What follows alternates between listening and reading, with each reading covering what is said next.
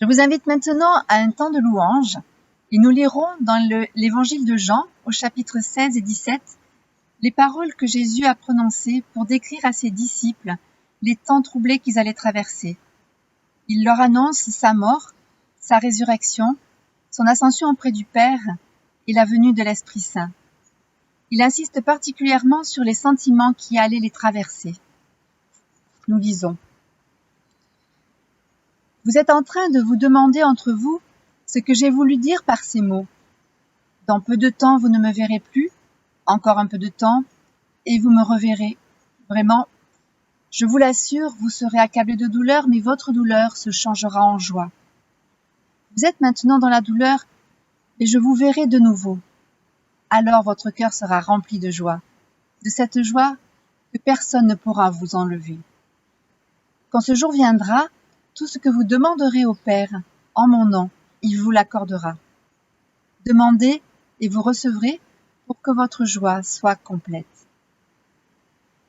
Bientôt, je ne serai plus dans le monde, car je vais à toi, Père, mais eux, ils vont rester dans le monde. Père Saint, garde-les par le pouvoir de ton nom, celui que tu m'as donné pour qu'ils soient un, comme nous le sommes. À présent, je retourne auprès de toi, et je dis tout cela pendant que je suis encore dans le monde, pour qu'ils possèdent en eux cette joie qui est la mienne, une joie parfaite. Oui, Jésus nous parle d'une joie qu'il qualifie de parfaite, complète, en plénitude, immuable, qu'on ne peut nous enlever. Cette joie, c'est sa joie. Approchons-nous de lui ce matin, car il veut nous la donner à chacun de nous. Sa joie, c'est plus qu'un sentiment fluctuant et fragile. C'est, nous le savons, un aspect du fruit de l'esprit, que nous recevons accompagné de tous ses autres composants, entre autres, l'amour, la paix et la patience. Une image m'est apparue pour m'aider à comprendre comment ancrer ma joie, sa joie parfaite dans ma vie, pour qu'elle demeure.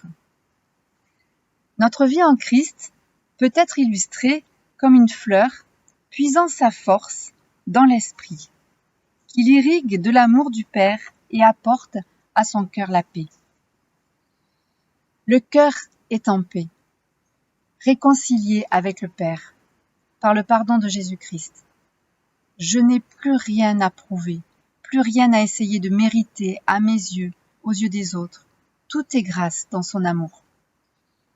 Un cœur rempli de cette paix est la première condition pour vivre la joie de Christ. Et le premier pétale qui grandira tout au long de ma vie, c'est la patience. Arme puissante contre les frustrations, les contrariétés, qui étouffent si vite la joie. L'Esprit bâtit donc un axe en moi d'amour, de paix et de patience qui me permettent de vivre la joie. Alors, où aller maintenant puiser? À quelle source aller puiser la joie qui est possible de vivre sur cet axe? Bien, les pétales de droite de la fleur représentent une source qui est la source des pétales de Dieu lui-même. Premièrement, c'est sa présence qui est joie.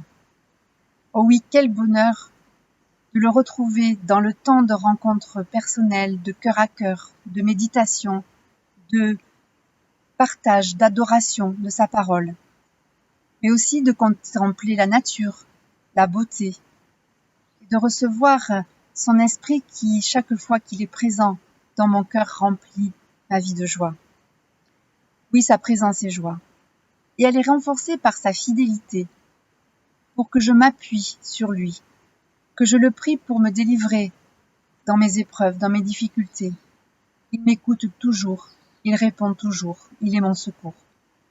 Et enfin, l'espérance illumine les circonstances les plus sombres, pour me permettre de regarder au-delà vers son éternité d'amour. Oui, il a vaincu la mort. Et de l'autre côté de la fleur, je peux puiser dans ce que j'appelle les pétales de l'Église. La joie est partage, et elle naît donc du partage, particulièrement avec les frères et sœurs, lors d'échanges, quand je suis écoutée, soutenue par des prières en petits groupes. Oui, la fraternité est une source de grande joie. Elle est aussi dans le service qui est accroché à une joie particulière. C'est cette joie quand Dieu nous dit « Entre dans la joie de ton maître ». Et cette joie, le diable veut souvent nous la voler. Alors, quand nous servons Dieu, entendons cette petite voix qui nous redit « Entre dans la joie de ton maître » pour résister aux petites critiques du diable qui veut essayer de faire baisser cette joie du service. Et enfin, la louange. La louange est une attitude d'un cœur reconnaissant qui sait dire merci. Merci aux autres, merci à Dieu. Quelle source de joie, la louange. Nous avons donc une fleur qu'on peut colorier. Oui, je vous ai partagé ce matin une fleur de joie. S'il me manque la paix, je regarde à nouveau à son amour. Si je suis dans la frustration, je demande par son esprit la patience. Pour vivre des victoires de joie sur mes circonstances, pour vivre la résilience de sentiments troublés et pour résister au diable voleur de joie. Puisons la joie parfaite du Seigneur ce matin dans la louange, en chantant notre désir de sa présence, de son secours, et disons-lui que la joie, sa joie est notre force.